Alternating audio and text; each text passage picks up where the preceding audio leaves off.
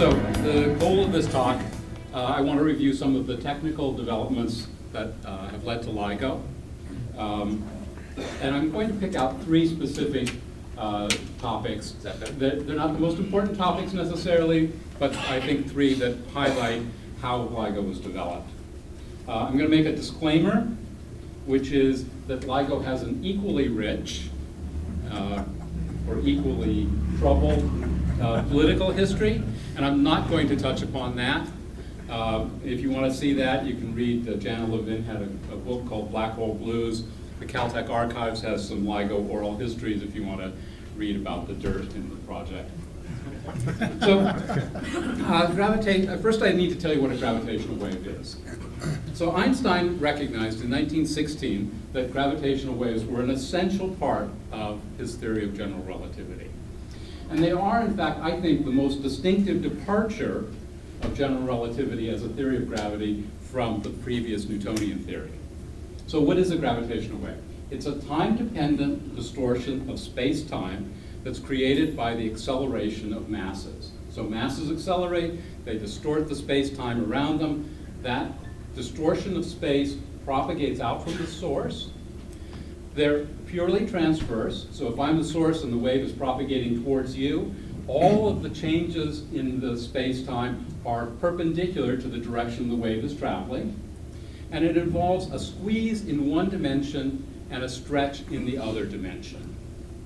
Maybe I'd better put this down so I can wave my hands properly. Just one of these two if you want it. No, this will be good.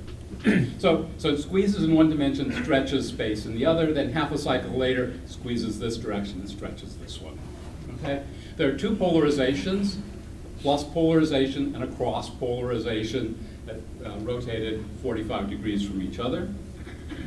And the waves have a characteristic quantity that characterizes their strength. It's called h, and it's the fractional change in separation of particles along those two axes. So if you have two particles that are separated by a distance L, their separation will change by an amount delta L, which is equal to h times L, roughly. Okay? And now that quantity h, for any plausible astrophysical source of gravitational waves, is 10 to the minus 21. Okay? So that's a number to keep in mind. H of 10 to the minus 21 is what we're going to try to be detecting. So how would you detect gravitational waves? Well, you can use light, an interferometer. And in fact, a Michelson interferometer, which takes a beam of light, splits it on a beam splitter, sends the light down two arms, perpendicular arms, brings the light back, recombines it on a beam splitter, and then you can detect the fringe pattern from that, is a perfect device for measuring and comparing two perpendicular lengths. So if a gravitational wave is coming down on a Michelson interferometer, stretches one arm, shrinks the other one, then half a cycle later reverses. Okay. Now the LIGO detectors are 4 kilometers long. Okay. That h of 10 to the minus 21 means that we're trying to detect motions of those mirrors, changes in the lengths of those arms, of 10 to the minus 18 meters. So 10 to the minus 18 meters is 1/1000th the diameter of a proton. Are those axes 90 or 45 off? For the Michelson interferometer, they're 90-degree arms. Okay. You stated earlier, though, that The two polarizations of a gravitational wave, plus and cross, are 45 degrees off from each other. So if you repeat the question so that the audio is... Oh, sorry. You asked whether the arms were 90 degrees or 45 degrees, and they're 90 degrees. Okay. Now, the other feature of this is we have to let those mirrors be free to move in response to the gravitational wave. And we do that. If you do a Gedanken experiment in your general relativity class, you put these mirrors in space so they're free from all other forces and they just sit there in space. You can't do that here on the Earth because the mirrors fall to the bottom of your laboratory and break on the ground. So instead, we suspend them on wires as pendula, and that means they're free to move horizontal to the ground, horizontal to the suspension wire, at frequencies well above the pendulum frequency. So what is LIGO? It's a project to detect gravitational waves. We built 2 facilities, one in Washington State, one in Louisiana. They're separated by about 3,000 kilometers. So the light travel time between those 2 is 10 milliseconds. The gravitational waves travel at the speed of light. So we should expect to see the same signal in these 2 detectors at exactly the same time, plus or minus 10 milliseconds. Okay? They have 2 45-degree or 2 90-degree arms separated 4 kilometers long. Okay, so the core principle that drives LIGO is noise. And so most of what I talk about for the rest of this time will be noise. And the reason is simple. We're trying to make a very, very tiny measurement, 1/1000th the diameter of a proton, and anything that creates any noise or any disturbance is going to interfere with that measurement. So what kinds of things could that be? Well, there's noises that we call sensing noise. So for example, we're using a laser. The laser will have shot noise. So the optical detection, we will have, maybe we're supposed to count 10 to the 9 photons someplace, but there will be fluctuations in that at a certain level determined by the shot noise. The residual gas in the vacuum system, as the amount of gas in the vacuum system changes, that changes its index of refraction, and that can create a noise source. There's another class of noise sources called displacement noise, and these are noise sources that involve a real motion of the mirrors. So for example, the ground, we might think of the ground as being most of the time pretty stable, but the fact is it's moving a lot. So if we were to actually measure the ground underneath our feet, it's moving about 1 micron continuously, okay? 1 micron, 10 to the minus 6 meters, that's 10 to the 12 times what we're trying to measure. So we have to protect those mirrors from that ground motion. The mirrors are at a finite temperature. We have, they're at room temperature. We know that every mode of an object in equilibrium with temperature has kT worth of energy in every mode. So that means the suspension pendulum mode has 1/2 kT worth of energy. The internal vibrational modes of the mirrors have 1/2 kT worth of energy. And so the surfaces of the things we're measuring are moving in response to that thermal noise. Okay? And the essential problem with LIGO is that it's not a matter of just getting the sensing noise down. You have to get all of the noise down, because all of the noise adds together. It adds in quadrature. So if you've got everything good except for one noise source, it'll be bad. Okay? It's not a matter of doing one thing right, it's a matter of doing everything right. So in talking about the history of how we got these noise sources understood and controlled, there are 3 documents that I'm going to keep referring back to time and time again. Okay? The first one I will refer to as Ray's RLE paper. Ray Weiss was the person who really initiated the LIGO project in this country. He wrote a paper describing an optical interferometer in 1973. He said it came out of a class that he gave at MIT a few years before. It was published in the quarterly reports of the Research Laboratory of Electronics, the most obscure journal you could possibly come up with in the country. Okay. The second document that I think is really important is something called the Blue Book. It was actually a study of a long baseline interferometer involved an engineering firm, group at MIT, some contribution from Caltech.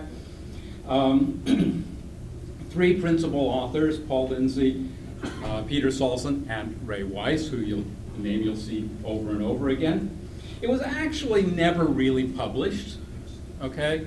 But it was dated 1983, that's when it was written and sort of circulated within the community. The third document that's really important is the NSF proposal for LIGO construction. That was submitted in 1989, and that was the basis under which the NSF funded LIGO for the grand sum of $200 million to go into this very speculative project. There was a proposal team that consisted of people from Caltech and MIT, number of people that contributed to that. Okay? And that gives you another touch point. So from Ray's RLE paper, it was not the first suggestion of using a laser interferometer for gravitational waves. But it was the first detailed analysis of how you would do it. What are the noise sources that have to be overcome? What are the requirements for the different pieces? And he included in all of this discussion of shot noise, radiation pressure noise on the mirrors, thermal noise, seismic noise, gravitational gradients, electric fields, everything that he could think of at that time. And it turns out to have been a very comprehensive list.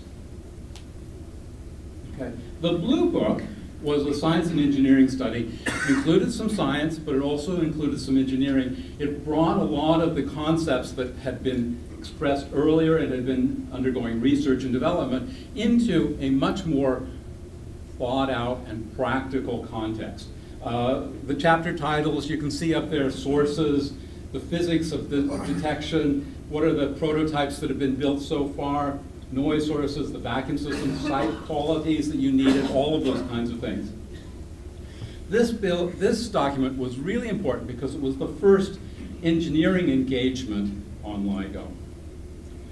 Finally, the '89 proposal, it was a comprehensive document, 2 volumes. The first one is on the science case, the detector physics, the noise, all of that. The second volume, in some ways, was the more masterful one. It was the engineering design, and it described how you would build this thing. It produced a cost estimate that was amazingly good. Okay? It defined the sensitivity goals. And this, again, this noise picture here came out of that proposal. It identified the noise sources, their frequency dependencies, and their dependencies upon different parameters. So I'm going to, as I said, I'm going to touch on three different noise sources, different developments. The first one is the residual gas noise. I mentioned, so these detectors operate inside of a big vacuum system, okay? But it's not a perfect vacuum. You can't get a perfect vacuum here on Earth. There's always some residual gas. That residual gas means that the index of refraction that the light is traveling through is not 1, but it's 1.00000 something, something, something, okay? And as the density of that gas changes, or just the number of molecules that are in the beam change, the effective index of refraction changes. Now, this is not the most interesting noise source for a typical physicist like myself or Brian, but it's very important because the vacuum system was the largest cost in LIGO, at least when it was initially built. Okay? So it was really important to get that right when this was done. Okay? And here's a picture showing the arms, the tubes that the laser beams travel in. That's a 1 meter diameter tube, roughly, and it's operated at about 10 to the minus 8 torr now.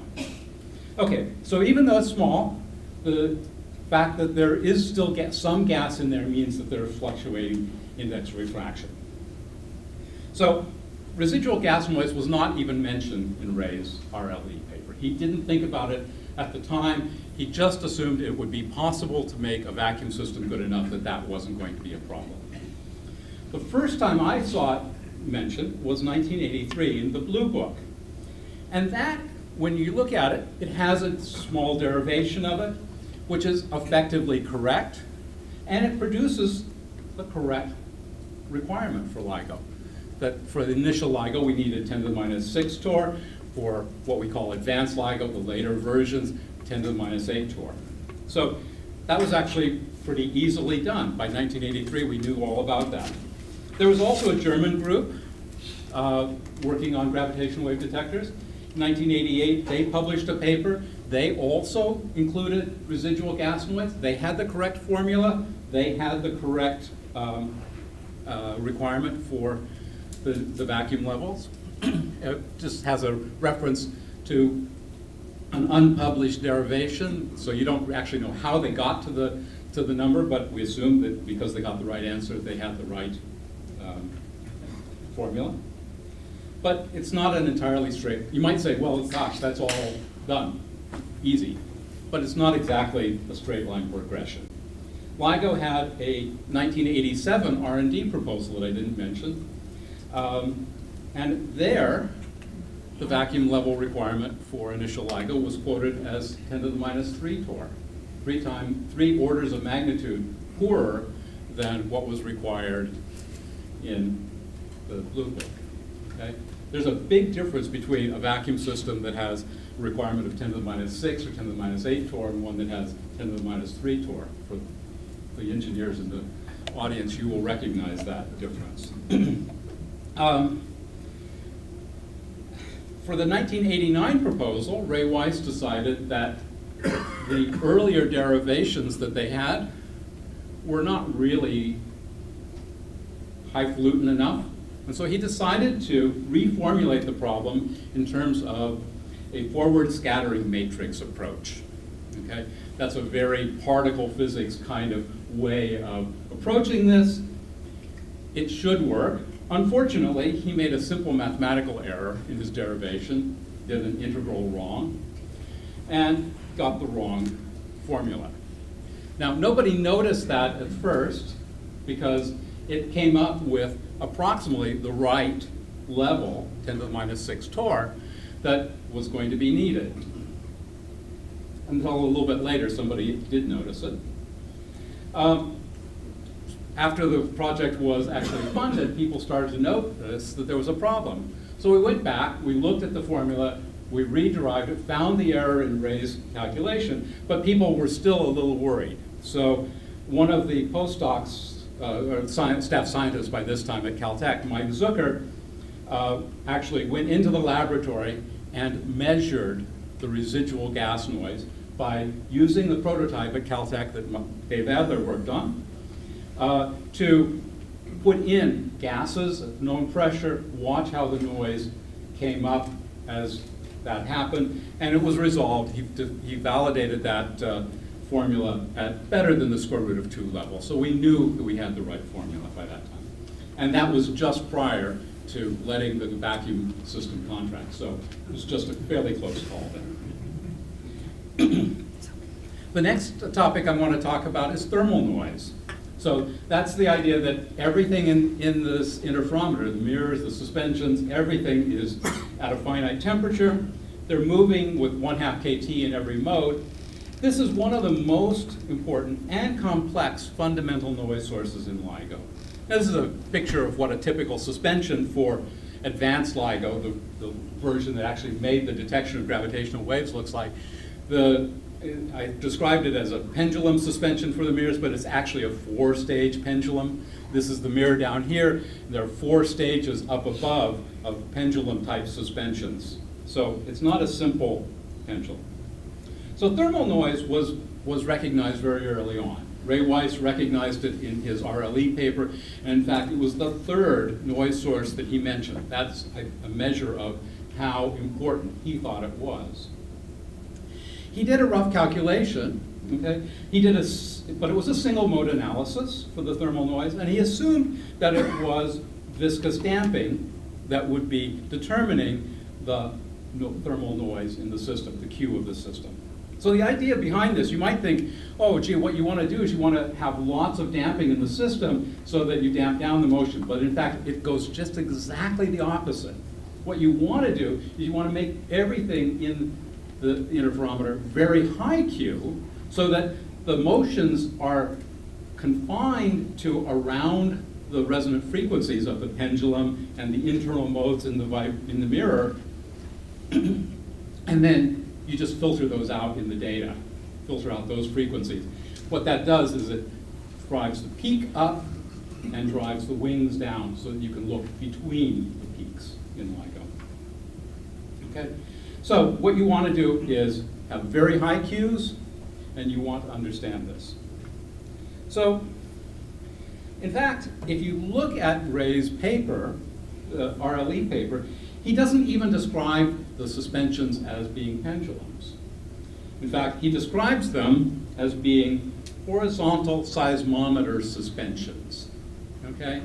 And when he goes back into it, he says that in fact, the suspensions are critical components and there's no obvious optimal design, okay? And I think if you were to ask Brian here, who wasn't around when Ray wrote that paper, Brian would tell you that there is an obvious optimal design, and it's a simple pendulum, okay? But Ray recognized the fundamental thing, which is you want high Q and you want low frequencies for the suspension. That's the horizontal seismometer. And he actually put in a specification for the Q of the suspensions in this RLE paper, 10 to the 4. 10,000 for the Q of that. Okay, pretty decent Q. The actual requirement for advanced LIGO is a 10 to the 9. So he got the numerical, was a bit off on the numerical side of things. But he did actually also recognize the complexity of the problem. He recognized that it was multi-mode, that there were multiple modes, it wasn't a single mode. He only had time in that paper to deal with a single mode analysis, but he did point out that real suspensions have lots of modes. When we move to the Blue Book, we find that it's still, 10 years later, a single mode analysis for thermal noise for estimating it. But we're beginning to understand the complexity a bit more. And we talk about, there's a sentence in there that a frequency-independent stochastic force at this time is only a conjecture. That's this assumption that it's viscous damping, okay? And it says it's only a conjecture. So it's saying we really need to study this a bit more. And it also says there are occasions where a blind application of the mode of the model will give the wrong results. And it gives a couple of examples for this, coupled oscillators and servo damping. So we knew, even in 1983, that what we were doing wasn't 100% correct. I will say that the Blue Book is largely unreferenced, so the sources of any incorrect aspects are a little bit hard to pin down. At that point, they were saying that the Q, material Q of fused silica, was about 10 to the 4, and that's important for the internal modes of the mirrors, okay? The actual Q is about 10 to the 7. So again, the concepts were somewhat right, a lot of the details somewhat wrong. Here's the noise budget from the Blue Book, and you can see thermal noise was correctly identified as being the limiting noise source in the mid-frequency bands. I'll just make a casual note that the vacuum noise, which is plotted in the Blue Book, although the formula, I believe, in the Blue Book is correct, this curve is wrong. It's the wrong slope. It should be flat. Why is it this way? I have no idea. I think they just plotted the wrong curves.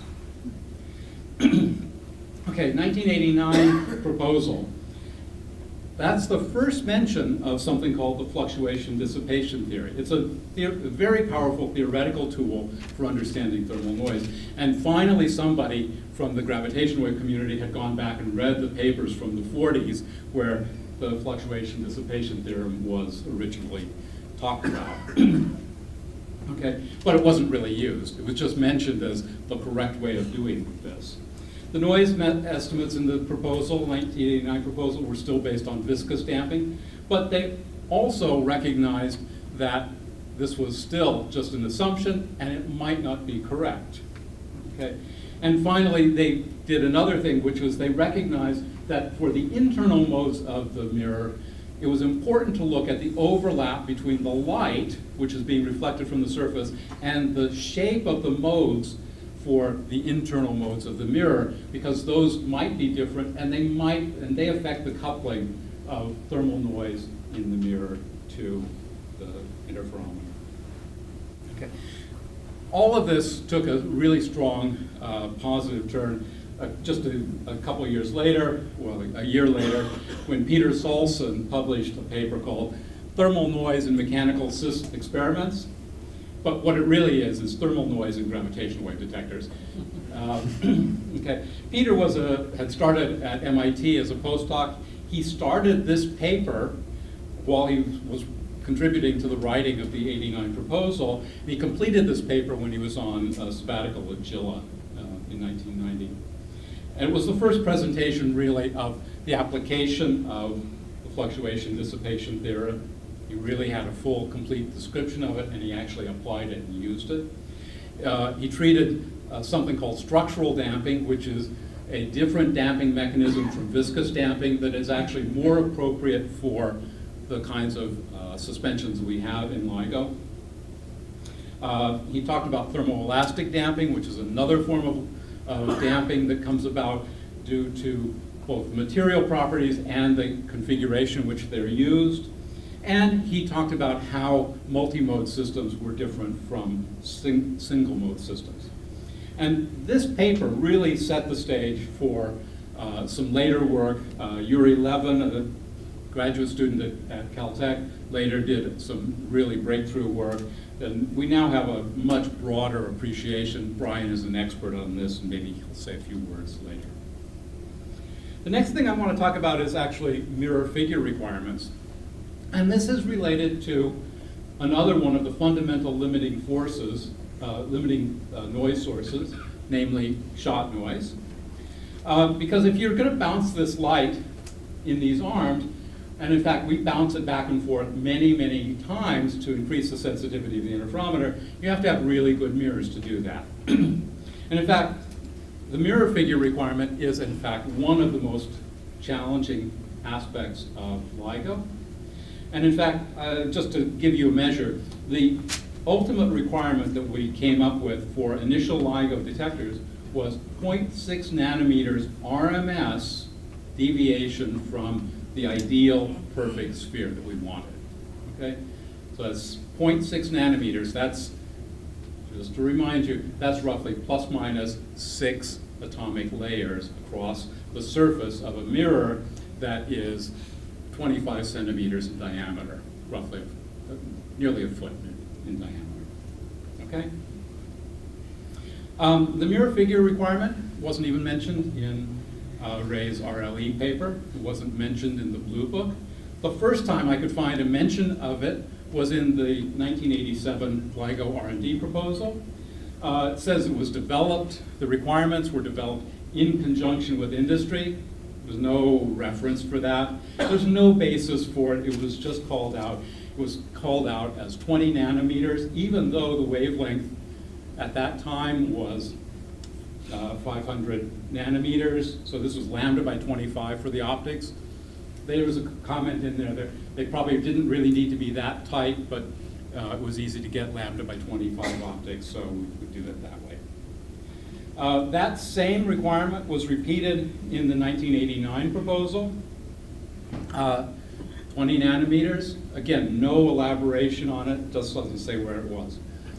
We began after construction started, we began to realize that maybe it was going to be a little bit worse than that.